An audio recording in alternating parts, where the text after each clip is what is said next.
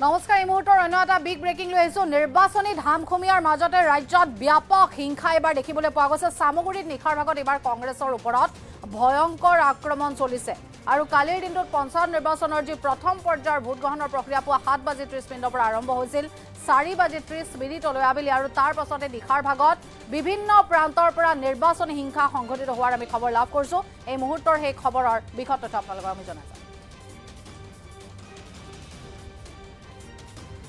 নিৰ্বাচনী ধামখুমীয়াৰ মাজতে ৰাজ্যত ব্যাপক হিংসাই এতিয়া দেখা দিছে। পুনৰ নিৰ্বাচনী হিংসা, বহুকেইটা কংগ্ৰেছৰ কাৰ্যালয় ভাঙি লণ্ডভণ্ড কৰি পেলোৱা হৈছে। চামগুৰিৰ পৰা এই খবৰ আমি লাভ কৰিছোঁ। কংগ্ৰেছৰ ওপৰত এইবাৰ ভয়ংকৰ আক্ৰমণ কৰা হৈছে। দুৰ্বৃত্তই ভাঙি লণ্ডভণ্ড কৰি পেলাইছে কংগ্ৰেছৰ কাৰ্যালয়।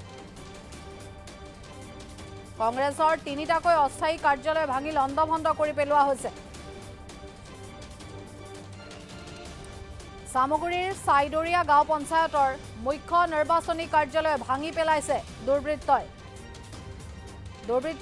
সমান্তৰালভাৱে কংগ্ৰেছৰ বেনাৰ পোষ্টাৰ সকলো ফালি চাৰখাৰ কৰি পেলাইছে। নিশাৰ ভাগত এই ঘটনা সংঘটিত হৈছে চামগুৰিত।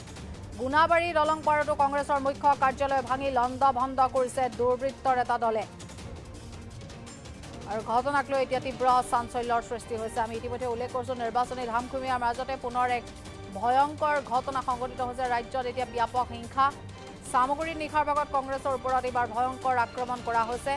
কালি নিশাৰ ভাগত এই ঘটনা সংঘটিত হয়। কংগ্ৰেছৰ ওপৰত ভয়ংকৰ আক্ৰমণ, কংগ্ৰেছৰ কাৰ্যালয় সম্পূৰ্ণৰূপে ভাঙি চাৰখাৰ কৰি পেলোৱা হৈছে। গুণাবাৰী দলং পাৰতো কংগ্ৰেছৰ এই মুখ্য কাৰ্যালয় আমি দেখুৱাইছোঁ, সম্পূৰ্ণৰূপে ভাঙি তছনছ কৰি পেলোৱা হ'ল। ঘটনাক লৈ এতিয়া তীব্ৰ চাঞ্চল্যৰ সৃষ্টি হৈছে। কালি নিশাৰ ভাগত এই ঘটনা সংঘটিত হৈছিল। আৰু শেহতীয়াকৈ যিহেতু পঞ্চায়ত নিৰ্বাচন কালি প্ৰথম পৰ্যায়ৰ ইতিমধ্যে অনুষ্ঠিত হ'ল, আৰু প্ৰথম পৰ্যায়ৰ সেই ভোটগ্ৰহণৰ প্ৰক্ৰিয়াৰ মাজৰ সময়ছোৱাত আচলতে 4:30 যি ভোটগ্ৰহণৰ প্ৰক্ৰিয়া চলিলে, সেই সময়ছোৱাত দেখিবলৈ পোৱা গৈছে বিভিন্ন ধৰণৰ আচলতে অপ্ৰীতিকৰ পৰিস্থিতিৰ সূত্ৰপাত হৈছে। বিশেষকৈ কালিৰ দিনটোত উজনি অসমৰ বিভিন্ন প্ৰান্তৰ পৰা অনাকাংক্ষিত ঘটনা সংঘটিত হোৱাৰ আমি খবৰ লাভ কৰিছোঁ।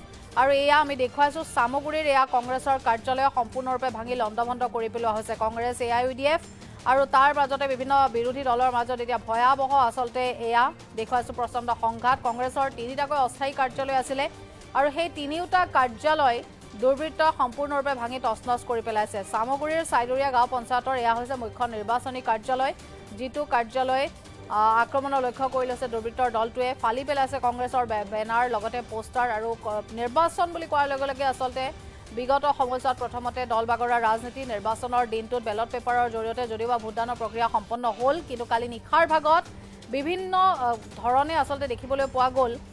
কোনোবাই যদি আচলতে সুৰা দি বা ধন দি একাংশক আচলতে চমক দিয়াৰ চেষ্টা কৰিছে ভোট পাবলৈ, আন কোনোবাই আকৌ এনেধৰণে আক্ৰমণৰ লক্ষ্য কৰি ল'লে বিৰোধী দলক। আৰু এই দৃশ্য আপোনালোকে যি দেখিছে, সেয়া হৈছে চামগুৰিৰ নিৰ্বাচনী ধামখুমীয়াৰ মাজতে এইবাৰ এই ব্যাপক হিংসা চামগুৰিতো দেখিবলৈ পোৱা গৈছে। মন্তব্য আছে, আগবঢ়াইছোঁ। কালি ৰাতি 12টালৈকে 12:30লৈকে আমি ইয়াত অফিচতে আছিলোঁ। 12:30 পিছত যোৱাৰ পিছত আমি গৈ পেলাই শুই গ'লো। ইয়াত আৰু কোনো মানুহ নাই। ৰাতিপুৱা গম পালোঁ আমাৰ কেন্দ্ৰটো ভাঙি পেলাইছে। পিছত আৰু খবৰ ল'লো, আৰু 2-3টা কেন্দ্ৰ ভাঙি পেলাইছে। পিছত আমি আমাৰ MP-ক জনালোঁ। জনাৰ পিছত ছাৰে SP ছাৰক ফোন কৰিলে। ফোন কৰি পেলাই আমাক জনাইছে যে পুলিচ আহিব। আমি আমাৰ কথা এটাই, আমি ইয়াত কোনো হিন্দু মুছলিম বা জাত পাতৰ ৰাজনীতি বিচৰা নাই। আমি এটা সুস্থ গণতন্ত্ৰ বিচাৰোঁ। আমাৰ যোনটো গণতন্ত্ৰ, যোনটো আমাৰ অধিকাৰ আছে, সেই অধিকাৰটো আমি বিচাৰোঁ। আমি জাত পাতৰ ৰাজনীতি বিচৰা নাই। আমি অসমৰ মাননীয় মুখ্যমন্ত্ৰী হিমন্ত বিশ্ব শৰ্মা ডাঙৰীয়াক এটাই অনুৰোধ জনাম, যাতে আমাক এটা কোৱালিটি ৰাজনীতি দিয়ে। আমি হিন্দু মুছলিম মাৰপিট এইবিলাক আমি নিবিচাৰোঁ। ৰাতি 12:30লৈকে আমি ইয়াত বহি আছিলোঁ আমাৰ অফিচত। বহি পেলাই আমি ঘূৰি ঘৰত গ'লো।